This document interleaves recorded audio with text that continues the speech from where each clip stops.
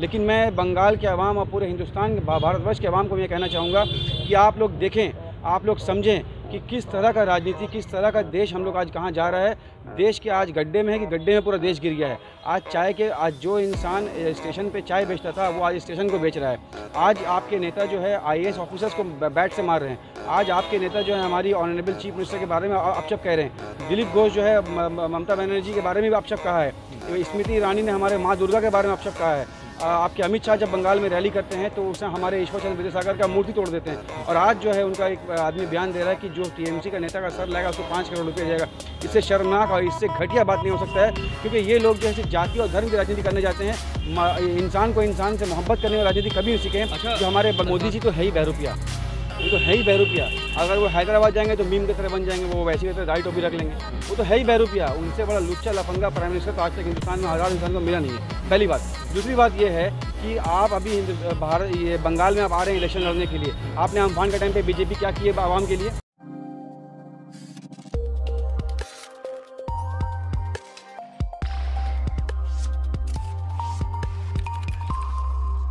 दुनिया के सबसे यंगेस्ट कंट्री के सबसे यंगेस्ट न्यूज़ चैनल यंगिस्तान में आप सबका स्वागत है। और जैसा कि आपको मालूम होगा कि बंगाल में अप्रैल में चुनाव होने वाले हैं और चुनाव को लेकर यहाँ के जितनी भी राजनेताएं हैं वो काफ़ी एक्टिव हो चुके हैं। और एक्टिव होने के साथ साथ लोग ज़मीनी स्तर पे भी काफ़ी काम कर रहे हैं। हमारे साथ यहाँ के लोकल एक नेता हैं, गुलाम साहब हैं, जो अपना इंट्रोडक्शन वो खुद अपनी ज़ुबानी से देंगे। यंगिस्तान न्यूज़ में सबसे पहले आपका बहुत बहुत स्वागत है। क्या कहना चाहेंगे आप? सबसे पहले मैं आपके सभी दर्शकों को, यंगिस्तान के दर्शकों को मैं नए साल का मुबारकबाद देता हूं जी। और मैं नेशनल माइनॉरिटी वेलफेयर ट्रस्ट का चेयरमैन गुलाम रब्बानी आपसे बात कर रहा हूं आज। आपके मेरे पास आने के लिए शुक्रिया जी। बोलिए, क्या बात है आपका? मैं ये सबसे पहले जानना चाहता हूँ कि तकरीबन 60 दिन हो चुके हैं, किसान रोड पे है, मोदी जी AC रूम में है। किसानों ने ये बोला है कि अगर 26 जनवरी से पहले अगर किसान बिल अगर वापस नहीं लिया जाएगा तो हम पूरे दिल्ली में ट्रैक्टर मार्च करेंगे। इसके बारे में आप क्या कहना चाहते हैं?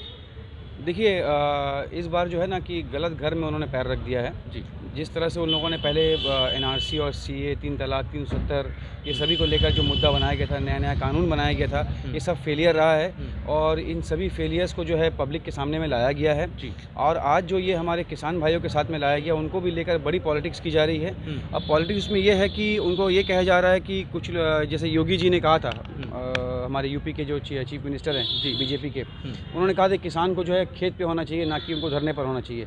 लेकिन मैं उनको ये कहना चाहूँगा कि आप अगर योगी होकर, एक पंडित होकर, एक सन्यासी होकर आप जब CM के पद में हैं तो आपको मंदिर पे होना चाहिए, आपको CM कुर्सी पर होना नहीं चाहिए, जिसके आप लायक नहीं हैं। दूसरी बात, अब किसान के जो बिल को लेकर जो राजनीति की जा रही है, वो कह रहे हैं कि किसान के कुछ संगठन जो है वो धरना से उड़ गए हैं। लेकिन मैं ये कहना चाहूँगा कि जो किसान के जो ऑर्गेनाइजेशंस हैं, वो आज तक उस ऑर्गेनाइजेशन का नाम कभी हम लोगों ने सुना नहीं, जो BJP के सपोर्ट कर रहे हैं, और वो कह रहे हैं कि हमने धरना से वहाँ से उठ गए हैं। तो ये सब तमाम तरह की पॉलिटिक्स की जा रही है। लेकिन मैं ये कहना चाहूँगा सेंट्रल गवर्नमेंट को कि अपने कानून को, इस काले कानून को वापस लिया जाए। साथ साथ CA, NRC, NPR और जितने भी कानून आप लोगों ने लागू किया था, उस सभी कानून को वापस किया जाए, न कि ओनली किसान बिल को लेकर। मैं आपको एक चीज़ दिखाना चाहता हूँ। ये रब्बानी साहब एक कैंपेन रन कर रहे हैं, बंगाल रिजेक्ट BJP।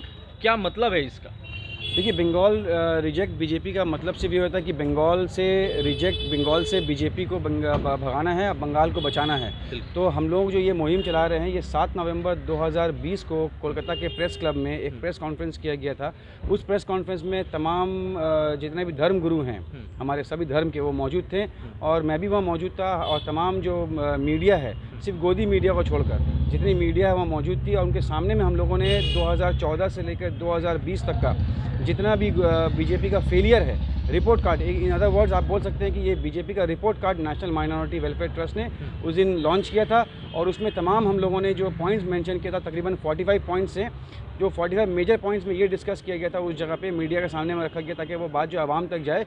उसमें हम लोगों ने ये लिखा था कि जितने भी BJP की दुर्नीति है, जितने भी उनका फॉल्स प्रॉमिसेस है, जो आवाम को किया गया था सत्ता में आने के टाइम, कि हम आपको 15 लाख रुपए देंगे, 2 करोड़ नौकरी देंगे साल में, और आपको क्लीन गंगा देंगे, MSP फॉर फार्मर्स लाएंगे, और तमाम वुमेन सेफ्टी के लिए करेंगे, बेटी बचाओ बेटी पढ़ाओ के नाम पे जो दुर्नीति उन लोगों ने किया है वो हमारे सामने में है। तो बस हम लोगों का यही कोशिश है कि ये जो पर्चा जो हम लोग बांट रहे हैं पूरे कलकत्ता में, पूरे बंगाल में, हम लोगों का तकरीबन 7 डिस्ट्रिक्ट में ये काम चल रहा है और आने वाले विधानसभा इलेक्शन तक हम लोग तमाम डिस्ट्रिक्ट तक इसको पहुंचा देंगे।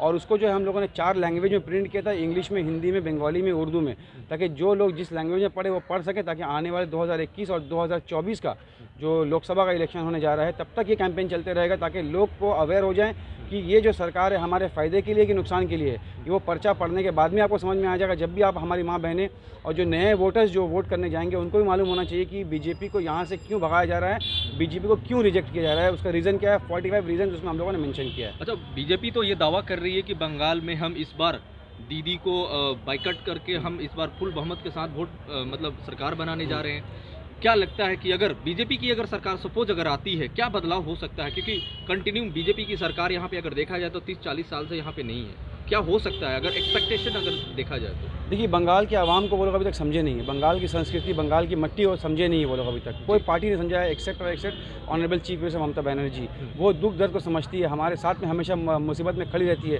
अम्फान के वक्त में ममता बनर्जी थी, कोरोना के टाइम पे ममता बनर्जी थी, रिजवानुर रहमान के आंदोलन के टाइम में ममता बनर्जी थी, नंदीग्राम के टाइम पे आंदोलन में ममता बनर्जी थी, सिंगूर का आंदोलन में ममता बनर्जी थी। बीजेपी उस टाइम कहाँ थी? तो उस टाइम बंगाल में कभी अप्लाई नहीं हो सकता, क्योंकि ये जाति और धर्म की राजनीति करते करते आई है। आप अगर आंकड़ा देखें पूरे हिंदुस्तान में जिस जगह पे बीजेपी की सरकार है, कितना वोटिंग परसेंटेज उनका है, कितना फ़ैन फॉलोइंग उनका है, आप अच्छा से देख लेंगे, आप अच्छा समझ जाएंगे कि मुश्किल से 9 से 10 स्टेट में उन लोगों का, 10 या 12 स्टेट में उन लोगों का सरकार का राज है। अगर बीजेपी की बात करी जाए तो बीजेपी के जितने भी नेता हैं हमेशा अभिभावित बयान देते हुए देखे जाते हैं, पाए जाते हैं। अभी रिसेंट में एक जो न्यूज़ है वो एक वीडियो वायरल हुआ है, एक बीजेपी के नेता हैं, उन्होंने एक बयान दिया है कि टीएमसी के एक नेता है, उनको बोला है कि अगर 5 करोड़ रुपए मैं दूंगा अगर कोई भी इसका गर्दन लेके आता है तो। इसके बारे में आप क्या कहना किसका गर्दन लेके आता है? टीएमसी के एक नेता को उन्होंने चैलेंज किया है। देखिए, दीदी को भी कहीं ना कहीं उन्होंने इनडायरेक्टली वो चैलेंज किया है। ये लोग जो हैं ये पब्लिक को समझने की ज़रूरत है। हम और आप अच्छे तरीके से समझते हैं, ठीक है। आपकी जो चैनल है यंगिस्तान, इसके थ्रू मैं जितनी दूर तक गुलाम रब्बानी की आवाज़ जा रही है, मैं ये कहना चाहूँगा कि इनकी दुर्नीति जो है, ये एक बहुत बड़ी बात जो उन्होंने कहा है, ये आप समझ लें कि ये लोग जो हैं हिंदुस्तान का सबसे पहला जो आतंकवादी था वो कौन था? वो नथुराम गॉडसे था, वो उनके फॉलोअर्स हैं। तो इनके मुंह से आप इसी तरह का विवादित बयान ही आप उम्मीद कर सकते हैं, ना कि कोई अच्छा बयान कर सकते हैं। ये लोग इंसान के पास में इंसान के दुख दर्द को नहीं समझकर इसी तरह का क्रिमिनल एक्टिविटी वाली बातें कर सकते हैं और इससे बढ़ के बात नहीं कर सकते हैं। लेकिन मैं बंगाल के अवाम और पूरे हिंदुस्तान भारतवर्ष के अवाम को ये कहना चाहूँगा कि आप लोग देखें, आप लोग समझें कि किस तरह का राजनीति, किस तरह का देश हम लोग आज कहाँ जा रहा है। देश के आज गड्ढे में है कि गड्ढे में पूरा देश गिर गया है। आज जो इंसान स्टेशन पे चाय बेचता था वो आज स्टेशन को बेच रहा है। आज आपके नेता जो है आईएएस ऑफिसर्स को बैट से मार रहे हैं। आज आपके नेता जो है हमारी ऑनरेबल चीफ मिनिस्टर के बारे में अपशब्द कह रहे हैं। दिलीप घोष जो है ममता बनर्जी के बारे में भी अपशब्द कहा है। स्मृति ईरानी ने हमारे माँ दुर्गा के बारे में अपशब्द कहा है। आपके अमित शाह जब बंगाल में रैली करते हैं तो उसमें हमारे ईश्वर चंद्र विद्यासागर का मूर्ति तोड़ देते हैं। और आज जो है उनका एक आदमी बयान दे रहा है कि जो टीएमसी का नेता का सर लगेगा उसको 5 करोड़ रुपया जाएगा। इससे शर्मनाक और इससे घटिया बात नहीं हो सकता है, क्योंकि ये लोग जो है सिर्फ जाति और धर्म की राजनीति करने जाते हैं। इंसान को इंसान से मोहब्बत करने वाली राजनीति कभी नहीं सीखे। अच्छा, जो हमारे बंगाल के आवाम सिखाएगी 2021 में उनको। बिहार चुनाव में लोगों ने देखा कि ओवैसी साहब की एंट्री हुई, मीम्स पार्टी की एंट्री हुई, बिहार में 5 सीट वो लेके आए। बंगाल चुनाव में भी वो आ रहे हैं। यहाँ के मुसलमानों को वो कितना मोटिवेट कर सकते हैं, सीट कन्वर्जन कह सकते हैं टीएमसी वर्सेस मीम्स के लिए, तो इस चीज़ को आप कैसे देखते हैं? देखिए, मैंने पहले भी अपनी मीडिया के इंटरेक्शन में मैंने कहा था कि जिस तरह से वो दाढ़ी और टोपी रखकर मुसलमान के लिए पूरे बंगाल में ही नहीं पूरे भारतवर्ष में जिस तरह का गड्ढा वो खोद रहे हैं मुसलमान के लिए, उसी तरह से नड्डा जो है वो पूरे हिंदुस्तान में, पूरे भारतवर्ष में हिंदुओं के लिए भी गड्ढा खोद रहा है। तो ये जो जाति और धर्म की राजनीति करने वाले जो ओवैसी और योगी और बीजेपी की टीम जो है, इस तरह का हिंदुस्तान में हम लोग नहीं चाहिए। हिंदुस्तान जो है सेक्युलर रहा है। ये सिर्फ हिंदुस्तान मुसलमान का नहीं है, हिंदुस्तान जो है हिंदू का है, मुस्लिम का है, सिख का है, फारसी का है, बौद्ध का है, जैन का है, दलित का है, सबका है हिंदुस्तान, ना कि आपका सिर्फ नहीं है हिंदुस्तान। तो वैसे साहब तो हिंदू को भी सीट देते हैं, इसके बारे में आप क्या कहना चाहेंगे? देखिए, हिंदू को सीट दें या मुस्लिम को सीट दें, पहला बात यह कि आप इंसान के लिए क्या कर सकते हैं। आप बीजेपी, आप अपने हैदराबाद में आपने क्या किया? उनसे बड़ा झूठा इंसान तो ओवैसी के साहब की तरह मैंने देखा नहीं है। उनका एक वीडियो मैंने वायरल देखा, गुलाम रब्बानी नहीं कह रहा, ये उनका एक वीडियो वायरल मैंने देखा था, वायरल वीडियो देखा था, जिसमें वो कह रहे हैं कि मैं एक दिन 15 बोतल खून मैंने किसी को दिया है, डोनेट किया है, ब्लड डोनेट किया है। 15 बोतल खून, 15 बॉटल खून कोई अगर डोनेट करेगा तो क्या जिंदा बचेगा? बिल्कुल। अगर 15 बॉटल खून कोई अपने बदन से एक ही दिन में अगर देता है तो आप क्या जिंदा बचेंगे? नहीं बचेंगे। तो इससे बड़ा झूठ क्या होगा? दूसरा झूठ उन्होंने कहा था कि वो बोतल जो खून हम लोग दे रहे हैं, वो बोतल अपने खून खुद से निकाल कर दूसरों को ले जाकर दे रहे हैं। तो क्या पानी पिला रहे हैं, क्या खून पिला रहे हैं? पहला बात।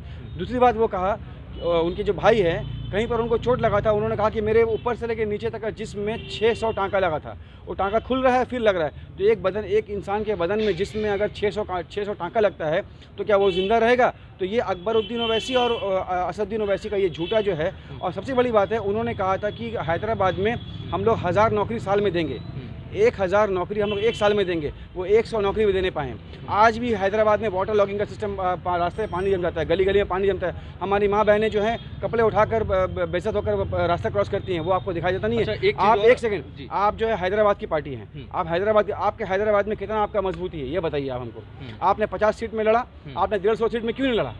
हैदराबाद में 150 ग्रेटर हैदराबाद म्यूनिसिपल कॉर्पोरेशन का सीट है, उसमें सिर्फ आपने 50 सीट में क्यों लड़ा? आपने पूरा 150 में क्यों लड़ा? इससे ये साबित होता है कि आपके खुद हैदराबाद में पकड़ नहीं है, तो आप बंगाल और हिंदुस्तान में क्या पकड़ बनाएंगे? तो कहीं ना कहीं झूठी बात है। कहीं ना कहीं आप ये कहना चाहते हैं कि ओवैसी साहब बीजेपी के बी टीम है? एकदम है बी टीम, ये साबित हो चुका है, ये बी टीम है। आप खुद सोचिए, अगर आप कौम की भलाई के लिए सोचेंगे अगर, तो आप ये सोचेंगे कि जिस स्टेट में हम जाएं, उस स्टेट के मौजूदा सरकार को हाथ को मजबूत करें। ये पहले भी मैंने कहा था कि अगर आप यहाँ आ रहे हैं तो मोस्ट वेलकम। आप पॉलिटिकल पार्टी, आप इलेक्शन लड़ सकते हैं, सब पार्टी लड़ रही है, आप भी इलेक्शन लड़ सकते हैं, लेकिन यहाँ आकर आपको सबसे पहला चाहिए कि जो मौजूदा सरकार है, जैसे यहाँ पे ममता बनर्जी की सरकार, आप उनके हाथ को मजबूत करें, न कि अपने हाथ को मजबूत करने के लिए मुसलमान का हाथ को आप काट दे रहे हैं। तो ये राजनीति यहाँ पर ना करें आप। ये एक चीज़ और सवाल उठता है, आपने कहीं मजबूत हाथ करे तो दीदी का कहीं ना कहीं इस बार बीजेपी का जो प्रोपेगेंडा है, जो बीजेपी जो कैंपेन कर रहा है लगातार 6 महीने से, अगर आप देखें तो अमित शाह, नड्डा और उसके बाद आपने मोदी जी को देखा होगा, रविन्द्रनाथ टैगोर जी का उन्होंने गेटअप भी कर लिया वेस्ट बंगाल चुनाव के लिए।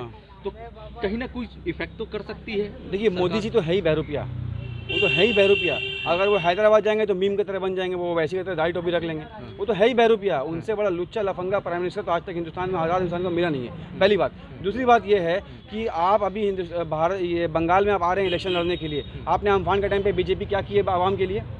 कोरोना के टाइम पे आपने क्या किया है? ये साबित हो चुका है कि आपने लेट लॉकडाउन किया है। अगर आप सिर्फ बंगाल छोड़िए, आप पूरे हिंदुस्तान के प्राइम मिनिस्टर, आप पूरे हिंदुस्तान के गार्जियन हैं, आप हिंदुस्तान के पूरे गार्जियन हैं, आपको क्या करना चाहिए था? एक बात याद रखिए, मैं कहना चाहूँगा कि आने वाले 2021 को लेकर बंगाल परेशान नहीं है। बंगाल की आवाम अवेयर है, बंगाल की आवाम बेदार है, बंगाल की आवाम सचेतन है, पढ़ी लिखी है, समझ रही है कि हमको किसको लाना है। क्योंकि मैंने पहले भी कहा था, कृष्ण जी कहते हैं कि न पैसा बड़ा न पद बड़ा, जो मुसीबत में साथ खड़ा वही सबसे बड़ा। तो ये जो है हमारा सबसे बड़ा जो राजनीति है, हमारा 2021 का जो इलेक्शन है, वो इंशाअल्लाह ताला रहमान 2021 में 221 सीट ममता बनर्जी उसके ऊपर लाएगी। लेकिन हम लोगों का टारगेट जो है, हमारा लीडर जो है, वो कहा है कि हम लोगों का टारगेट जो है 2024 का इलेक्शन है, जिसमें मोदी जी को यहाँ से खदेड़ के बाहर निकाला जाएगा। और लास्ट में ये कहना चाहूँगा, no if no but, only Jatt.